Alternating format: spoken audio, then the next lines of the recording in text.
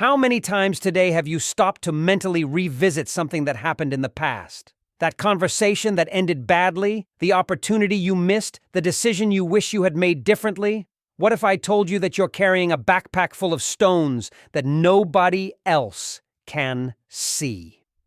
Stones of regret, of resentment, of what-ifs, and worse, that you can, yes, learn to let them drop. Maybe it's that criticism you received years ago that still echoes in your mind before trying something new. Or that betrayal that made you build a wall around your heart and not let anyone in. Or simply that moment of shame that comes out of nowhere and makes your face burn as if it were yesterday.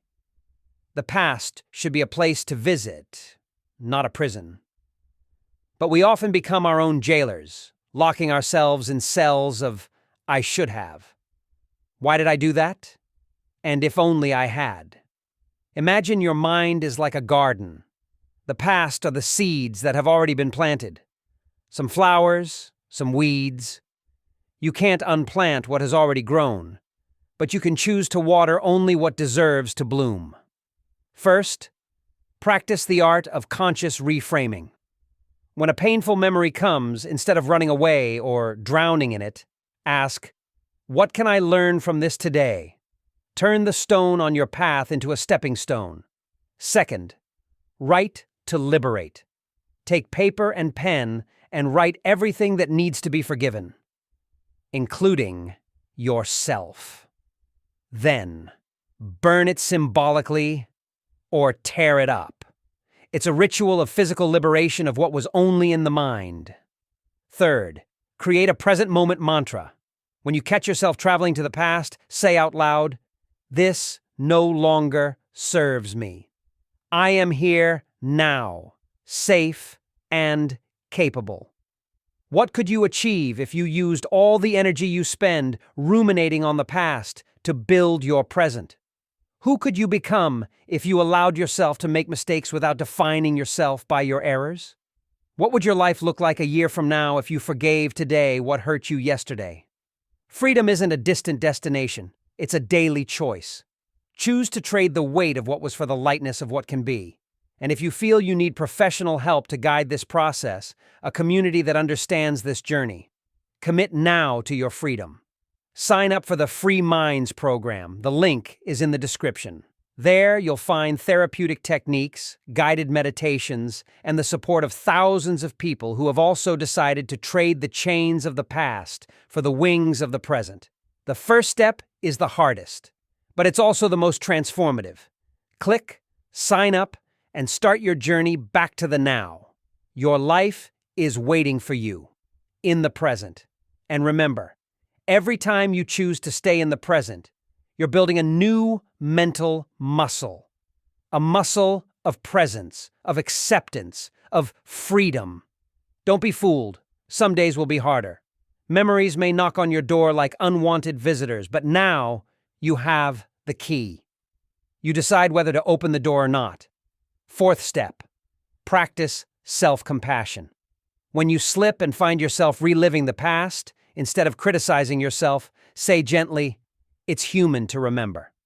But now, I choose to return to the present." Fifth step, create an environment that supports your freedom. This may mean changing habits, avoiding triggers, or surrounding yourself with people who understand your journey. What would happen if you gave yourself permission to be imperfectly free? Free to have good and bad days, but always returning to center, the now. You're not erasing your history. You're choosing to no longer dwell in it. You're transforming scars into wisdom, pain into resilience, regret into learning. This is your life. This is your moment. This is your power to start over. Now take a deep breath. Feel your feet on the ground. Look around. You are here. You are alive. You are free to write the next chapter. The Free Minds program is waiting for you. Thousands have already begun this transformation. Now it's your turn. Click the link, sign up, and take the first step toward the life you deserve to live. Fully, freely, presently.